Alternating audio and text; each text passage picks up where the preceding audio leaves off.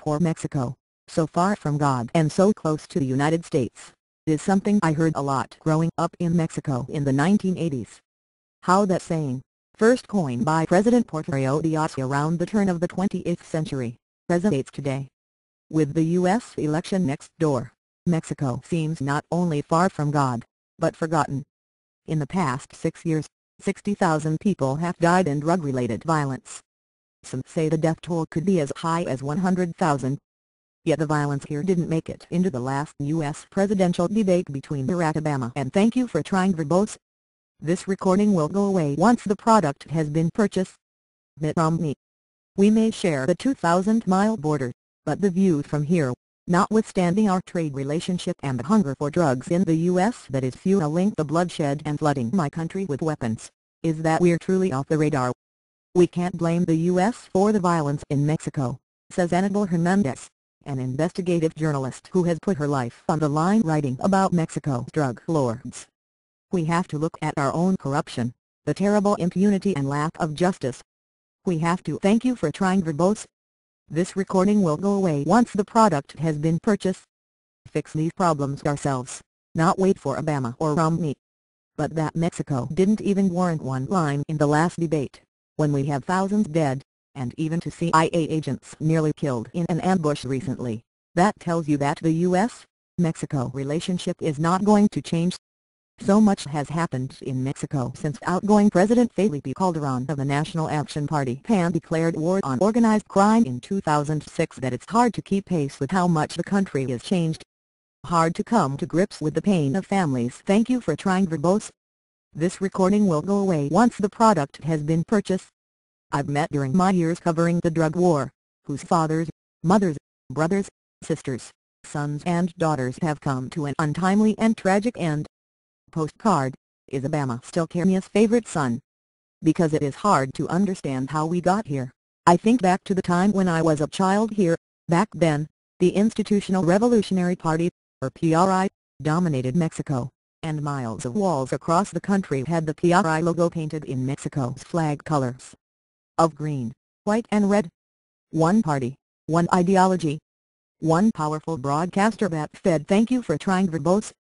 This recording will go away once the product has been purchased. Thus party propaganda. That was just the way it was. Very early on, during family trips to Texas, I learned that the U.S. meant choice. In the U.S. you could get a whole range of shoes, not just the boxy and nerdy pre-naptic shoes available to school children in Mexico. It meant playing PAC man, watching the film BT, not being spoon-fed rolled soppy telenovelas. But the best, in my view, Snickers and Milky Ways, not the slim, omnipresent Carlos V chocolate bars available back home. Postcard, Nigerians enjoy election soap opera. The electoral process in Mexico back then was Thank You for Trying Verbose. This recording will go away once the product has been purchased. Just like it's chocolate, not only insipid but worse, the foregone conclusion. What we look forward to was that dead is over, when the president would figuratively wag his finger in the direction of his successor, thereby naming his replacement. Meanwhile in the U.S., elections seem much more colorful.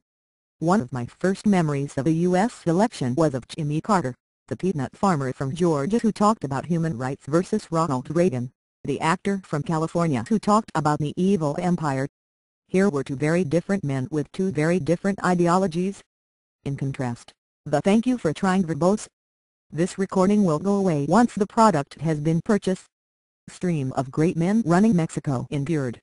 This period was marked by a couple of national tragedies, the nationalization of the banks in 1982, and the calamitous 1985 earthquake, which rocked the PRI to its core. Postcard, Obama finds support among Chavistas in 1994, on the eve of the Zapatista Rebellion. Mexico joined the North American Free Trade Agreement, and for better or for worse, you could eventually get Snickers bars in nearly every shop corner. At the same time the media was becoming freer and more robust. In Mexico we have tended to see the Thank You for Trying Verbose. This recording will go away once the product has been purchased. U.S. elections through the prism of trade, as with NAFTA, or through immigration, as 1 out of every 10 Mexicans lives in the U.S. The 9/11 terrorist attacks shifted George W. Bush's focus from immigration to waging war in Iraq and Afghanistan. Mexico, understandably, was not the priority. Fast forward to 2006, a little over 5 years into our nascent democracy with the PAN in power after 71 years of autocratic PRI rule, 5 severed heads were rolled into a nightclub in Uruapan, Michoacan. We were all stunned. This sort of thing didn't happen under the PRI, and the thank you for trying verbose. This recording will go away once the product has been purchased. Violence has continued unabated to this day. Postcard, why Berliners, U.S. are kindred spirits. There have been 30,000 killed in Syria and 60,000 killed in Mexico, many of whom the government says belong to criminal groups. Yet Mexico didn't figure in the debate. It's shocking, appalling and disturbing, says Sergio Aguayo, a political analyst here. If Mexico had been mentioned, it may have been in the failed state category along with Pakistan, counters Andres Martinez of the New America Foundation. So dimension is not always a good thing. In recent years I've traveled back and thank you for trying verbose. This recording will go away once the product has been purchased. Fourth to the front lines of the drug war, but I always return to the safety of Mexico City, which so far seems to be cocooned from the bloodshed. Postcard, War's card. Baghdad has little faith in election, but despite living in Mexico City today, it's hard not to see everything, including the U.S. election, through the very dark spectacles of the drug war. That's exactly the problem, says Mexico City Mayor Marcelo Ebrard, from the left-of-center Party of Democratic Revolution PRD. His government says it has significantly decreased crime in the last 6 years. Thank you for trying verbose. This recording will go away once the product has been purchased. An improvement from when Mexico City used to be a hotbed of crime. Today victims of the drug war are taking refuge here, and even journalists from violence-ridden states are seeking exile in the capital. There is no denying that Mexico City is going through some sort of renaissance.